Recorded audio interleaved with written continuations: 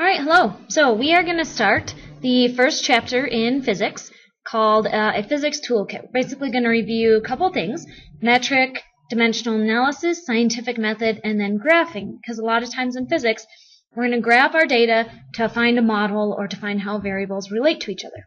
And so that's kind of what we're going to talk about today. Alright, so the first section, we're going to cover sections 1 and 2, are mathematics and physics and how these are related. So, what is physics? Okay, some people are scared of physics. They think it sounds difficult, but really, everything is related in physics, and physics helps describe how a lot of things work, and so it's kind of interesting. The technical definition for physics is the branch of science that involves the study of the physical world.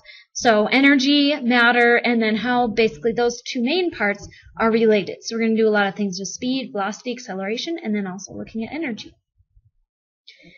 Alright, so mathematics and physics. So equations, we're going to be using a lot of equations, model observations, and help make predictions. So we develop these equations based on observations and data that we collect, and then they help make predictions about how objects are going to behave under similar conditions later. These equations enable the observer, or spelling error rather, to choose which model works best or to create a new model. So we can get our data, try to apply it to certain models. If one of them, fits and gives the data we expect, then that's what we want. Or sometimes we have to create a new model. One thing in physics, and this is kind of something to apply to all areas of science or anything, is to always make sure to check your answer. Does your answer make sense? And so that can go a long way to preventing math errors.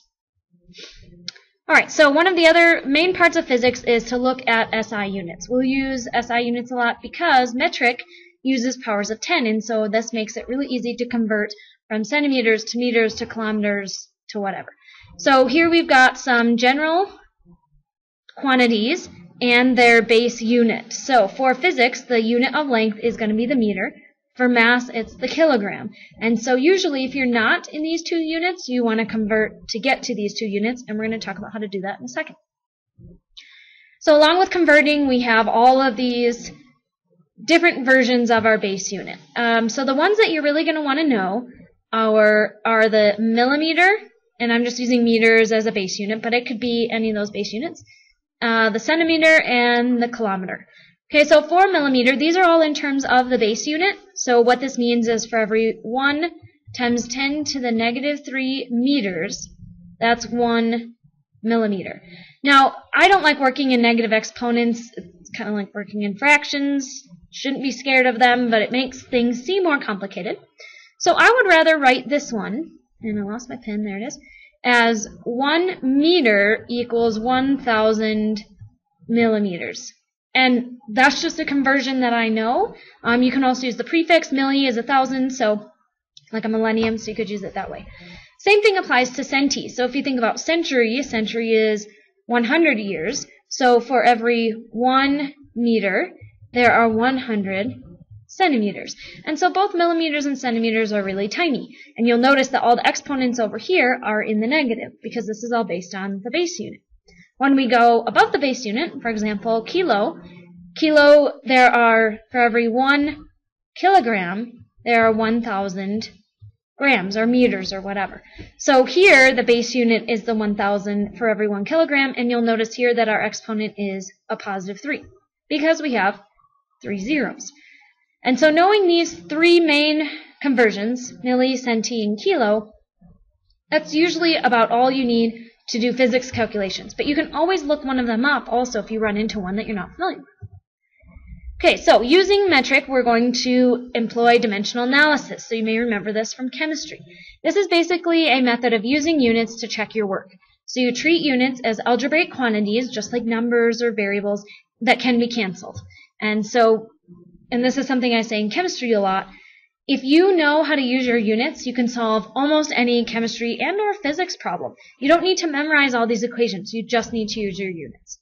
So if we were going to convert 43 kilometers per hour, and we want to go to meters per second, so we're going to set up our dimensional analysis.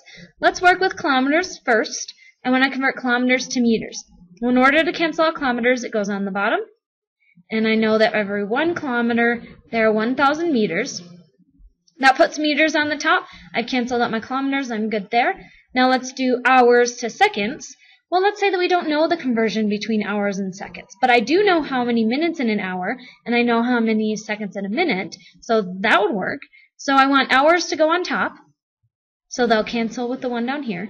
So for every 1 hour, I know there are 60 minutes. And I also know for every 1 minute, again, it goes on top because I want it to cancel with this one, there are 60 seconds. And so now all I have to do is take 43 times 1,000, so that would become 43,000, and then divide by 60 and divide by 60 again, and that would give me my answer in meters per second, because my kilometers cancel, my meters cancel. Whoops, meters don't cancel. No, stay there. My hours cancel, my minutes cancel, and I'm left with seconds. So I have meters per second. Okay, so here's your check for understanding for section 1. So we talked a lot about conversion factors in this section. So using the conversion factors discussed for kilo, centi, and milli as related to the base unit, convert the following. So 12.3 kilograms to centigrams, 0.058 milliliters to centiliters, and oops, I can already see a mistake here. There we go. 0.0081 millimeters to kilometers. So make your best effort. Look it up. You can use dimensional analysis. You can move the decimal, whatever works for you. We'll discuss the notes in class. Have a good day.